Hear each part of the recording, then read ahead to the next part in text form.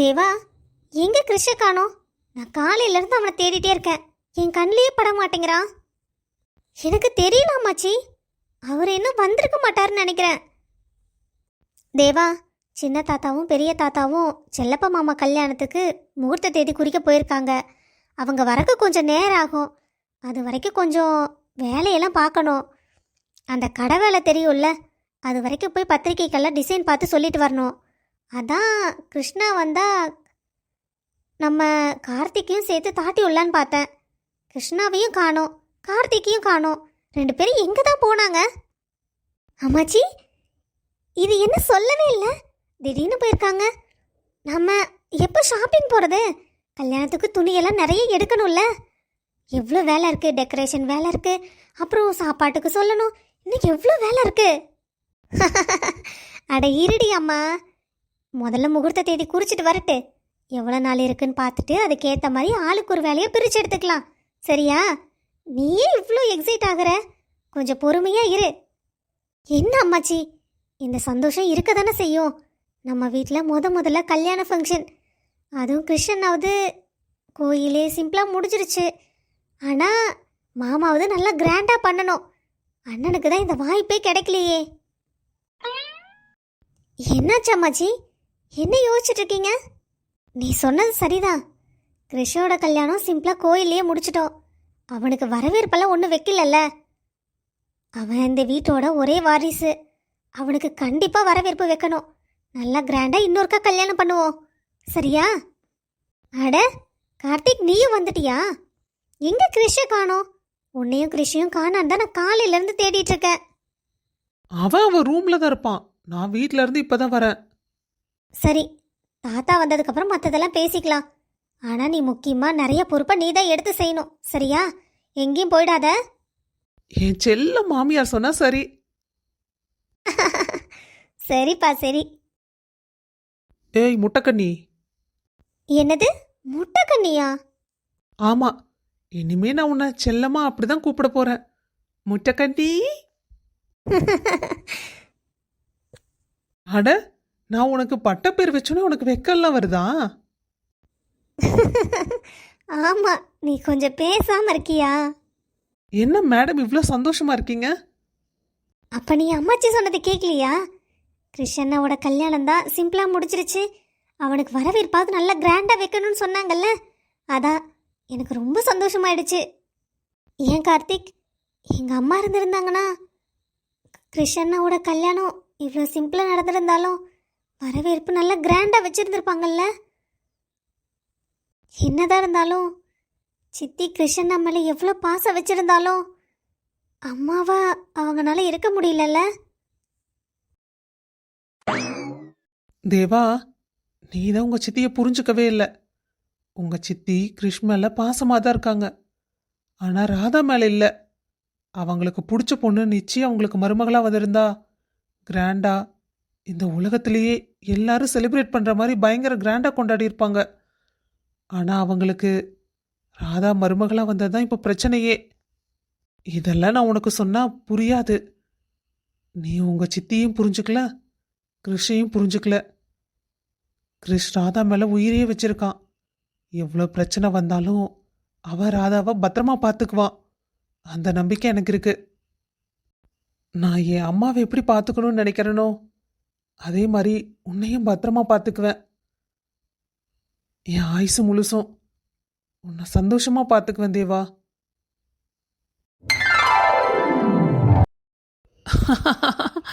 அப்படியா சொல்றீங்க ஸ்வேதா? இல்லை இல்லை, அப்படியெல்லாம் இருந்தா கண்டிப்பா நான் உங்ககிட்ட சொல்லியிருப்பேன்ல. யார் இது ஸ்வேதா? புதுசா ஸ்வேதான்னு யாருக்கிட்டயோ பேசிட்டு இருக்கான். நம்ம கூட ஒருத்தி தங்கியிருக்காளே, அவ இருக்கும்போது இப்படியெல்லாம் ஒரு பொண்ணுகிட்ட பேசிட்டு இருந்தா அவ என்ன நினைப்பா? ஏதாவது தோணுதா இவனுக்கு? எதையும் கண்டுக்கிறது இல்லை. எப்போ பாரு ஜாலியாக ஏதோ ஒரு பொண்ணுகிட்ட பேசிட்டு இருக்கான். கேட்டா ஆஃபீஸ் விஷயமா தான் பேசிட்டு இருக்கேன், நான் சும்மா பேசல, என்ன ராதா இப்படி நினைக்கிறீங்க அப்படின்னு டயலாக் பேசுவான். இவங்கிட்ட போய் நான் எப்படி கேட்க முடியும்? எப்படி சிரிச்சு சிரிச்சு பேசுறான்? கொஞ்சமாவது மண்டையில் ஏதாவது இருக்குதா? சரிங்க ஸ்வேதா. ஓகே ஓஹோ, மேடம் இங்கே தான் நிற்கிறீங்களா? நான் யாருக்கிட்ட என்ன பேசிட்டு இருக்கேன்னு கேட்டுட்டு இருக்கீங்களா? கேளுங்க கேளுங்க, இன்னும் நான் கண்டினியூ பண்ண போகிறேன். ஸ்வேதா, நீங்கள் அந்த ப்ராஜெக்ட் பண்ணதெல்லாம் ரொம்ப நல்லா இருந்தது. இந்த மாதிரி யாரும் ப்ராஜெக்ட் பண்ணி நான் பார்த்ததே இல்லை. ஆ, ப்ராஜெக்ட் பண்ணி பார்த்ததே இல்லையா? ஏண்டா, எத்தனை வருஷமாக கம்பெனியில் ஒர்க் பண்ணிகிட்ருக்க? நீ ஒரு ப்ராஜெக்ட் பண்ணாமையா இருந்திருப்ப? அந்த பொண்ணு மட்டும் என்ன புதுசாவா பண்ணுது? எல்லாரும் பண்ணுற மாதிரி தானே பண்ணுது. இவன் ஏன் அந்த பொண்ணுகிட்ட மட்டும் இவ்வளோ தூரம் பேசிகிட்டு இருக்கான்? இவனை இப்படியே விட்டா போச்சு. இன்னைக்கு விடிய விடிய பேசிகிட்டு இருப்பான். நம்மளால நிம்மதியாக கூட தூங்க முடியாது. என்ன இவன், நான் வந்து நிற்கிறது கூட தெரியாமல் ஒரு பொண்ணுகிட்ட கடலை போட்டுட்டு இருக்கான். கேட்டா, உன் மேலே நான் ரொம்ப பாசமாக இருக்கேன் ராதா, உனக்காக நான் என்ன வேணா செய்வேன் அப்படின்னு சொல்லி டயலாக் மட்டும் பேசுகிறான். ஆனால் இவன் பண்ணுறதை பார்த்தா எனக்கு ஒன்றும் அப்படி தெரியவே இல்லை. கிரிஷ், நான் கூப்பிட்றது கூட விழுகாம யாருக்கிட்ட பேசிட்டு இருக்கா நீ? ஆ, ஹலோ ஹலோ, என்ன யாரும் பேச மாட்டேங்கிறாங்க? ராதா, லைன்ல யாரும் இல்லை. யாராவது இருந்தா தானே பேசுவாங்க. என்னது, லைன்ல யாரும் இல்லையா? அப்புறம் எப்படி ஸ்வேதன் யார்கிட்டயோ பேசின மாதிரி கேட்டது எனக்கு? பேசாமையா எனக்கு காதில் விழுகுது? நீங்க பேசும்போது பேசிட்டு இருக்க பொண்ணு ஏன் நான் பேசல? என்னதான் நடக்குதுங்க? ராதா, அவங்க அப்பவே வச்சுட்டாங்க. நான் உங்களை பார்த்தேன், நீங்க எதை யோசிச்சுட்டு இருந்தீங்களா? சரி, அதான் சும்மா உங்களை கிண்டல் பண்ணலான்னு சொல்லிட்டு நான் அப்படியே கண்டினியூ பண்ண ஆரம்பிச்சிட்டேன். நீங்க பண்றது பேசுறது எனக்கு கொஞ்சம் கூட பிடிக்கல. இப்படியெல்லாம் பண்ணீங்க நான் உங்ககிட்ட பேசவே மாட்டேன் கிரிஷ். ராதா, ராதா, நான் கொஞ்சம் சொல்றது கேளுங்க. நீங்க எதுவும் சொல்ல வேண்டாம், நான் எதுவும் கேட்கவும் தயாரா இல்லை. ராதா, நீங்க என் மேல எவ்வளோ அன்பு வச்சிருக்கீங்க, ஆனா அது உங்களுக்கே தெரிய மாட்டேங்குது. உங்களுக்கு ஒரு நாள் தெரிய வரும்போது அந்த அன்பு கண்டிப்பா ரொம்ப பெருசா சந்தோஷமா இருக்கும். அந்த நாளை நீங்க மறக்கவும் மாட்டீங்க. அம்மா பிரியா, கொஞ்சம் இங்க வா. ஐயோ, கொஞ்ச நேரம் படுத்திருக்க விடுறாங்களா? இப்பதான் இப்படின்னு வந்து உட்கார்ந்தேன், அது பொறுக்கல. அதுக்குள்ள எனக்கு வேலை வைக்க ஆரம்பிச்சிட்டாங்களா? சொல்லுங்க அத்தை. பிரியா, மதியத்துக்கு சாப்பாடு வைக்கணும். பையன் வேற ஆஃபீஸ் கிளம்பிடுவான்ல, அதனால நீ முன்னாடியே போய் சமைச்சிடு. ஃப்ரிட்ஜில் புதினா இருக்கு, எடுத்து அதை கழுவி ஃப்ரெஷ்ஷாக க்ளீன் பண்ணி துவையல் அரைச்சிரு, சரியா? அத்தை, துவையல் மட்டும் வச்சா எல்லாத்துக்கும் பத்தாதுல்ல. நான் கொஞ்சம் கூட சேர்த்து பொரியல் ஏதாவது பண்ணுறேன், அப்பதான் எல்லாத்துக்கும் சரியா இருக்கும். அட அட அட, என் மருமகளை போய் நான் தப்பா நினச்சிட்டேன் பாரு. எவ்வளோ பொறுப்பாக பேசுகிறா. நான் போய் அவளை இப்படி நினச்சிட்டேனா? சரிம்மா பிரியா, உனக்கு என்ன தோணுதோ, என்ன காய் பண்ணணும்னு ஆசைப்படுறியோ அதையே பண்ணிடு. யார் என்ன வேணா சொல்லட்டு என் மருமகளை, ஆனால் அவள் பொறுப்பான உள்ளதான். இந்த மாதிரி மருமக கிடைக்க கொடுத்து வச்சிருக்கணும். அத்தை, நீங்க புதினா துவையல் செய்ய சொன்னீங்கல்ல, ஆனா எனக்கு அது செய்ய தெரியாதே. அதை நீங்க எப்படி செய்யணும்னு என்கிட்ட சொல்லவே இல்லை. கல்யாணம் ஆகி இத்தனை வருஷம் ஆச்சு, என் மருமகளுக்கு ஒரு புதினா துவையல் கூட செய்ய தெரியல. அப்போ இவ்வளோ நாளாக என் பையன் தான் சமைச்சிக்கிட்டு இருந்தானா? ஆக்கி ஆக்கி இவளுக்கு போட்டு தான் இவ பெருத்து போயிட்டா. என் பையன் அப்படியே சுண்டி போயிட்டான். என்ன, நான் ஒன்றுமே சொல்லலை, இவ வாட்டுக்கு போயிட்டா. ஐயோ, நான் இப்போ என்னத்தை கேட்டுட்டு மூஞ்சி அப்படி வச்சிருக்காங்க தெரியலன்னு தானே கேட்குறேன். இவங்க பொண்ணா இருந்தா சொல்லி கொடுக்காம விட்டுருப்பாங்க. என்னதான் இருந்தாலும் நான் மருமக தானே, அதனால தான் இப்படி நினைக்கிறாங்க போல. நான் என்ன பண்றது? அதுவும் புதினா துவையல் தான் செய்யணுமா? ஏன் இந்த பிரசாந்த் புதினா துவையலே தான் சாப்பிடுவானா? நான் அங்கெல்லாம் தயிர் சாப்பாடு தான் செஞ்சு தருவேன், அடிக்கடி நல்லா இருக்கு அப்படின்னு தானே சாப்பிடுவான். பேசாம அதையும் இங்கேயே செஞ்சுடுவோமா? பிரசாந்த், நீயா? நல்ல வேலை நீயே வந்துட்ட. உனக்கு தக்காளி சாப்பாடு தானே பிடிக்கும், நான் உனக்கு அதையே செஞ்சிடவா? ஆ, இல்லை இல்லை வேண்டாம். நீ தக்காளி சாப்பாடு செஞ்ச வரைக்கும் போதும். நான் உனக்கு எப்படி துவையல் செய்யறதுன்னு சொல்லித்தரேன், அதே மாதிரி பண்ணு. சரியா? ஆ சரிடா. உனக்கு ஞாபகம் இருக்கா, ஒரு தடவை நீ சாம்பார் வைக்க சொல்லி கொடுத்தல்ல, நான் உனக்கு எவ்வளோ டைம் சாம்பார் வச்சு கொடுத்துருக்கேன். உனக்கு ஞாபகம் இருக்கா? அம்மா தாயே, நீ சமைக்கவே வேண்டாம். நீ பேசாம என் கூட கம்பெனி கொடு, அதுவே போதும். நான் உனக்கு செஞ்சு தரேன். அம்மா கேட்டா நீ செஞ்சேன்னு சொல்லு. சரியா? பிரசாந்த், நிஜமாவா சொல்ற? பின்ன நான் எதுக்கு என் பொண்டாட்டிட்டு போய் சொல்ல போறேன்? நீ எங்க அம்மாட்ட நல்ல பேர் எடுத்தா எனக்கு சந்தோஷம் தானே, அதுக்கு தான் சொல்றேன். சரிடா, என் செல்ல புருஷன், எனக்காக எவ்வளோ செய்யற நீ? என் பொண்டாட்டிக்காக நான் இதை கூட செய்ய மாட்டேனா?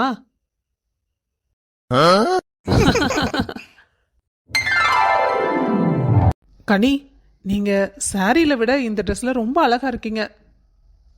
ம், என்ன கனி, நான் உங்க Dress நல்லா இருக்குன்னு சொல்றேன், ஆனா நீங்க ஒன்றும் சொல்ல மாட்டேங்கிறீங்க, அமைதியாவே இருக்கீங்க. என்கிட்ட உங்களுக்கு பேச பிடிக்கலையா? பிடிக்கலன்னு மட்டும் சொன்னா விட்டுறவா போறீங்க? அப்படியெல்லாம் ஒன்றும் இல்லை ராஜா. பிடிக்காம நான் உங்க கூட சாப்பிட வந்திருப்பேனா? அப்படியெல்லாம் ஒன்றும் இல்லை. சரி சரி, நான் சும்மா விளையாட்டுக்கு தான் சொன்னேன். நானும் தான். மூதேவி, நானும் சொல்லிக்கிட்டே இருக்கேன், கொஞ்சமாவது மண்டையில் ஏறுதான்னு பாரு. மூஞ்சியை பார்த்தாலே எரிச்சலாக வருது. ஆனால் டைரெக்டாக என்னால் எதுவும் சொல்ல முடியல. நான் சொல்கிற மாதிரி இருந்தால் அவ்வளோதான். கனி, ஏதோ யோசிச்சுட்டே இருப்பீங்க போல. எதா இருந்தாலும் ஃப்ராங்கா என்கிட்ட சொல்லுங்க. அதெல்லாம் ஒன்றும் இல்லை. ஆமாம், நீங்கள் என்ன ஒர்க் பண்ணுறீங்க? நான் எங்கள் அப்பாவோட பிஸ்னஸ் எனக்கு பார்த்துக்க பிடிக்கல, அதனால சொந்தமாக பிஸ்னஸ் ஸ்டார்ட் பண்ணலான் இருக்கேன். இனிமே தான் நம்ம கல்யாணத்துக்கு அப்புறம் நீங்களும் நானும் பார்ட்னரா. ஓ, அப்போ நீங்கள் லைஃப் பார்ட்னருக்காக என்னை கல்யாணம் பண்ணிக்க வரல, பிஸ்னஸ் பார்ட்னருக்காக தான் என்னை பார்க்க வந்திருக்கீங்க, அப்படி தானே? சரி சரி ராஜா, நீங்கள் டென்ஷன் ஆகாதீங்க. நான் சும்மா ஃபன்னாக தான் சொன்னேன். என்ன இவ இப்படியெல்லாம் பேசிட்டு இருக்கா? இவளுக்கு இந்த கல்யாணத்தில் இஷ்டம் தானே? இஷ்டம் இல்லைனாலும் ஒன்றும் பண்ண முடியாது. இவ என்னதான் கல்யாணம் பண்ணி ஆகணும். இவளுக்கு வேற ஆப்ஷனும் கிடையாது. தேனே, பாப்பா என்ன இப்படி இழைச்சி போய் கிடக்குறா? நீ பால் கொடுக்குறியா இல்லையா? அத்தை, அதெல்லாம் கொடுத்துட்டு தான் இருக்கேன். பாப்பா அளவாக குடிச்சுக்கிறா, வெயிட்டும் நார்மலாக இருக்கா, அது ஒன்றும் பிரச்சனை இல்லை. அது டாக்டர்லாம் அப்படி தான் சொல்லுவாங்க. அதுக்குன்னு பாலெல்லாம் இவ்வளோ கம்மியாக கொடுக்கக்கூடாது. குழந்தை நல்லா வயிறு முட்டை முட்டை குடிச்சிக்கிட்டு நல்லா தூங்கினாத்த உடம்பு நல்லா ஊறு. டீ மாட்டுப்பாலில் கொஞ்சம் கொடுக்கலாம், அதெல்லாம் வேண்டான்னு ஒன்றும் சொல்ல வேண்டாம் தேனே, அதெல்லாம் கொடுக்கணும். இல்லை அத்தை, 6 மாதம் வரைக்கும் தாய்ப்பால் தான் கொடுக்கணும்னு டாக்டர் சொல்லியிருக்காங்க. தாய்ப்பாலே கொடுத்துக்கலாம், அதுக்கப்புறம் வேணா மாட்டுப்பால் கொடுத்துக்கலாம். தேனே, குரு பிறந்தப்ப கூட என் மாமியாரெல்லாம் மாட்டுப்பால் தான் கொடுத்தாங்க. நல்லா தானே இருக்கான்? பார்த்தல எப்படி இருக்கானே?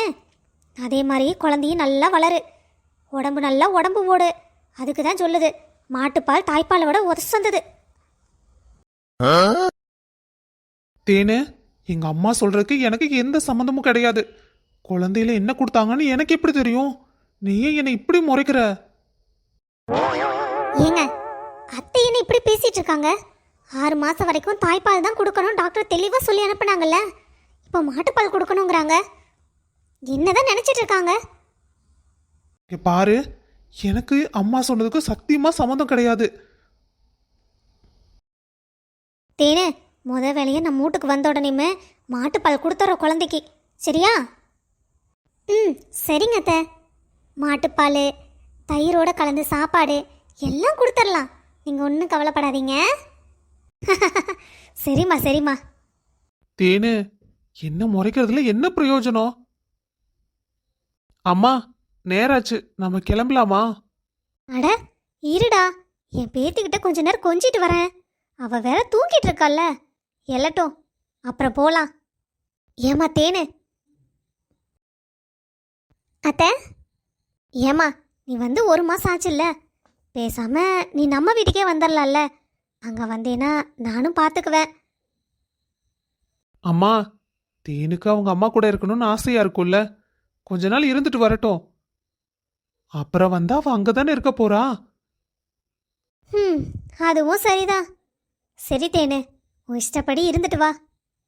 ம், சரிங்க அத்தை. அம்மா வாங்கம்மா கிளம்பலாம். நேரம் ஆயிடுச்சு. மழை வர மாதிரி வேற இருக்கு. அதுக்குள்ள நம்ம வீட்டுக்கு போகணும்ல. ஏண்டா, இங்கிருந்து 10 மைல் தள்ளியா இருக்கோம்.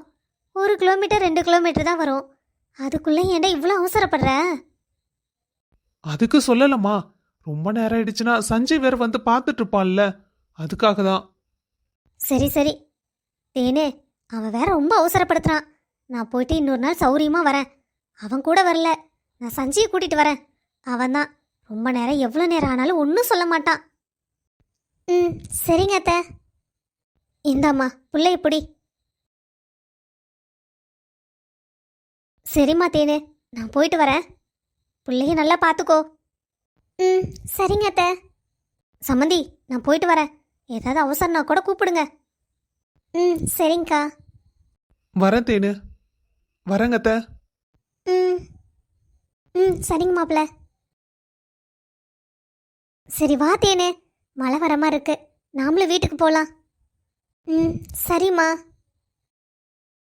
என் தங்கம், நீங்கள் பெரியவளாகிற வரைக்கும் அம்மா இன்னும் என்னென்னு கேட்கணும்னு தெரியல. நீங்கள் வராதுக்கு முன்னாடி குழந்தை இல்லாதவ எந்த ஃபங்க்ஷனுக்கு போகாத அப்படின்னு சொல்லிட்டு இருப்பாங்க உங்கள் ஆத்தா. இப்போ நீ வந்ததுக்கப்புறம் உனக்கு அதை கொடு இதை கொடுன்னு சொல்கிறாங்க. எப்போவும் அவங்களே பார்த்துட்டு இருந்தா நான் எப்படா உன்னை பார்த்துக்கிறது? நாளைக்கு உனக்கு கல்யாணம் ஆகி உனக்கு ஒரு குழந்தை வரும்போது எனக்கு எதுவும் தெரியலன்னு வெயி, அப்போ நீ என்கிட்ட என்ன சொல்லுவ? அம்மா உனக்கு ஒன்றுமே தெரியாதா அப்படின்னு கேட்பல்ல. நான் இப்போ என்ன பேசுறேன்னு கூட என் செல்லத்துக்கு தெரியாதுல்ல. நல்லா தூங்கிட்டு இருக்கீங்க.